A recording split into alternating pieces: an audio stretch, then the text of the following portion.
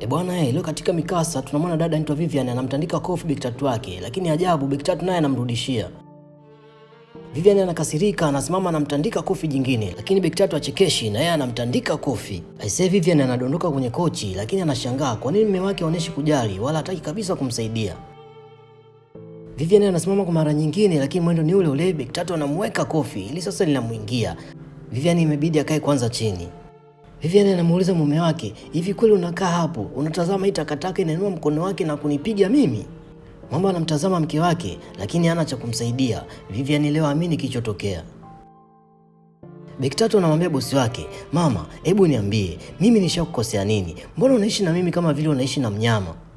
Unanitukana, unanifanyia matendo ya ajabu kama vile mimi sio mwanadamu. Ulisema unataka nikuletee maji. Haya hapa nimekuletea.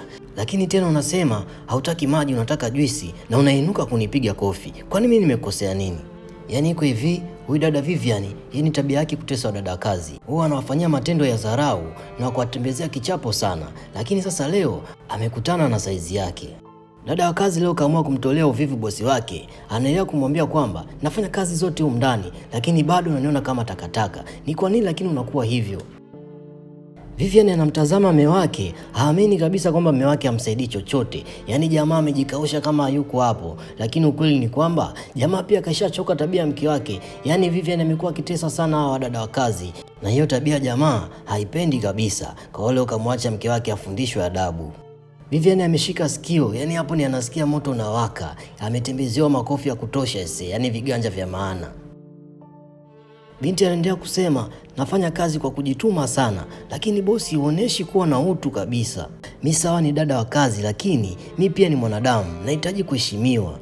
Vivian akimwangalia mume wake alivyojikausha, Aisee anakosa cha kusema, na huku dada wa kazi anaendelea kumshushia maneno ya kutosha yani. Binti anamwambia bosi wake ajaribu kuwa na utu hata kidogo tu, yani aheshimu watu, asifanye watu kama wanyama. Na binti amemaliza kazi yake, huyo ana sifa zake.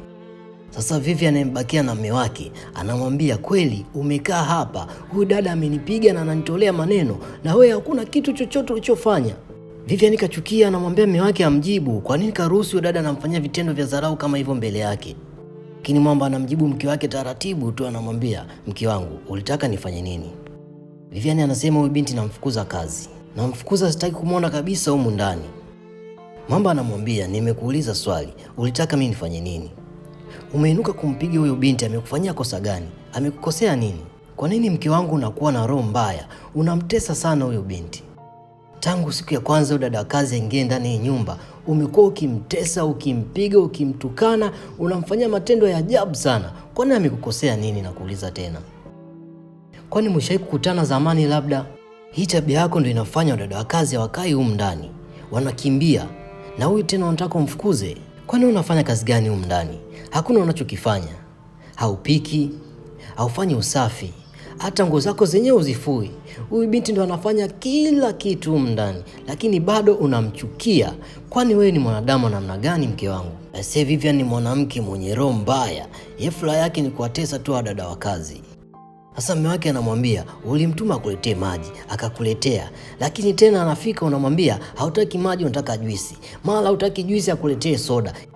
Unafanya makusudi tu ili kumtesa binti wa watu.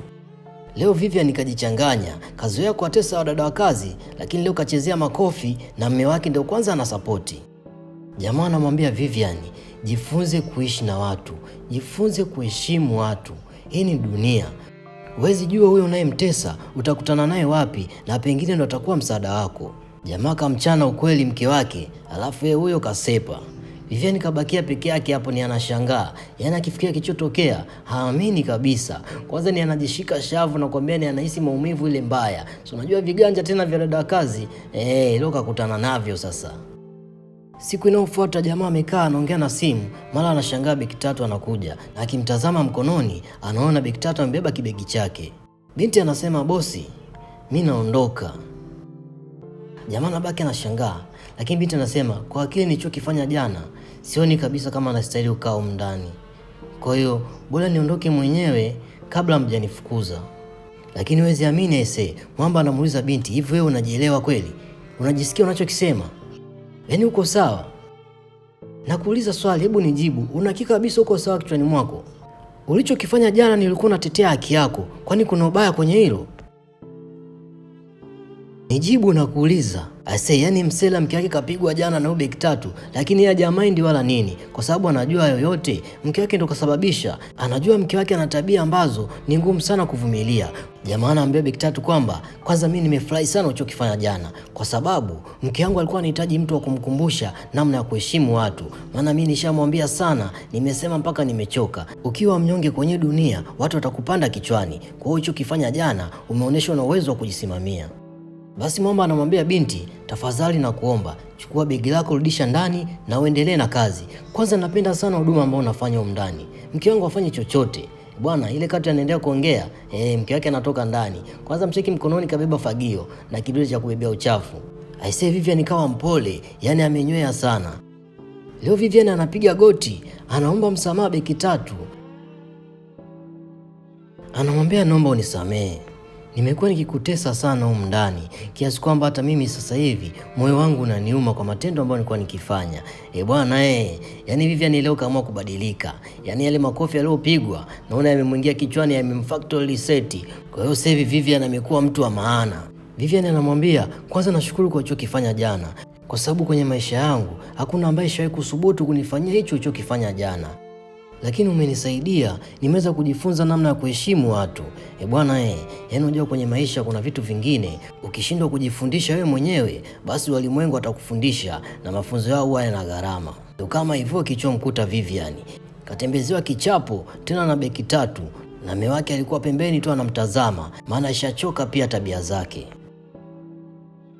Aisee, beki tatu anamtazama bosi wake, yani haamini kabisa kwamba bosi wake kabadilika baada ya kile kichapo alichomtembezea jana. Lakini mume wake pia akimtazama Vivian, anafurahi sana, anatambua sasa mke wake atakuwa mtu wa maana. Vivian anaapa, anasema hatarudia tena kumnyanyasa binti wala kumpiga, na anawaambia siku akifanya hivyo basi wamfanyie kitu chochote. Vivian anawaambia, sasa hivi najihisi nimebadilika kabisa, yani mwili wangu najisikia nimekuwa mpya. Bwana, makofi ya binti naona yalikuwa ni makofi ya upako. Vivian amekuwa mtu mwingine kabisa. Sasa mume wake pamoja na beki tatu wanamshangaa sana, maana imekuwa ghafla. Vivian pia anamwomba mume wake msamaha, maana alikuwa na tabia ambazo zilikuwa zinamkwaza sana mume wake. Vivian anamhakikishia mume wake kwamba kuanzia sasa amebadilika, atakuwa mke bora. Basi jamaa anamwambia mke wake haina shida, mimi nimekusamehe na na imani pia dada atakuwa amekusamehe na yeye. Vivian anafurahi sana, anasimama anawaambia, sasa sikieni, kuanzia leo mimi nitakuwa nafanya usafi huko ndani. Yani hawaamini wanachokisikia. Vivian anawaambia, kabla sijafanya usafi, nataka kwanza niingie jikoni niwapikie chakula. Na anasema sitapika peke yangu, nataka niingie na dada jikoni tupike pamoja. Yani binti anashangaa sana anachokiona. Bosi wake kabadilika ghafla. Yani kichapo tu kimembadilisha. Unajua kuna watu wengine wanahitaji ni booster kidogo, unakuta kichwani kuna vitu havijakaa sawa. Kwa hiyo anahitaji kuboostiwa kidogo. Dada anaogopa, lakini Vivian anamwambia, usiogope bwana, kuanzia sasa hivi mimi na wewe ni marafiki, hakuna haja ya kuniogopa tena. Vivian anamwambia mume wake, nakuja sasa hivi, ngoja niende nikapike chakula na rafiki yangu. Jamaa kuona mke wake kabadilika, anafurahi sana yani, maana mwanzoni tabia za mke wake zilikuwa zikimkwaza sana. Sasa Vivian kamwacha binti kule jikoni akiendelea na mapishi, yeye kamletea mume wake juisi.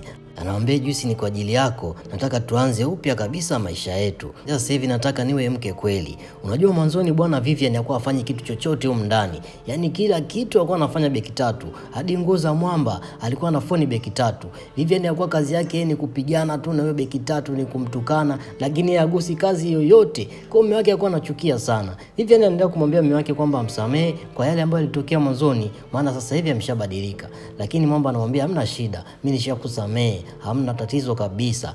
Na anamwambia na mimi pia nisamehe, maana nilikuacha beki tatu akupige, lakini ilikuwa ni kwa nia nzuri tu, nitaka ujifunze kuwa na heshima. Maana ukweli ni kwamba mke wangu ulikuwa na tabia mbaya sana, ulikuwa unawatesa wadada wa kazi wakati hawana hatia yoyote, wanafanya kila kitu ndani, wanatusaidia, na wewe hamna ambacho uko unafanya, ila mwisho wa siku unaishia kuwatesa. Kwa mimi nilikuwa sipendi kabisa vitu ambavyo uko unavifanya, na ndio maana niliamua kuacha yule dada wa kazi akufundisha adabu. kwamba anamtania mke wake kwamba yale makofi ya yule dada hakika yana upako. Sio unavyobadilika sasa hivi. Ndio unajua kunitengea juisi wakati mwanzo ulikuwa ufanye hivyo. Basi Vivian anafurahi na anamkumbatia mume wake, na huo unakuwa ni mwisho wa mkasa wetu. Kumbuka mkasa ni video fupi zenye kutupatia funzo na burudani pia. Recaps zipo, kazi yako ni moja tu, hakikisha una subscribe, like video hii, lakini pia niachie komenti yako hapo chini kuhusu mkasa huu. Chao.